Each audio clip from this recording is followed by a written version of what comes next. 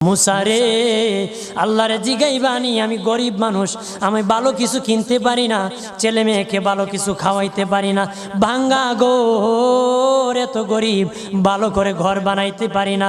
আল্লাহরে জিগাইবানি কি করলে আমার উন্নতি হবে, ধনী হব, টাকা পয়সা হবে। আল্লাহরে জিগাইবানি।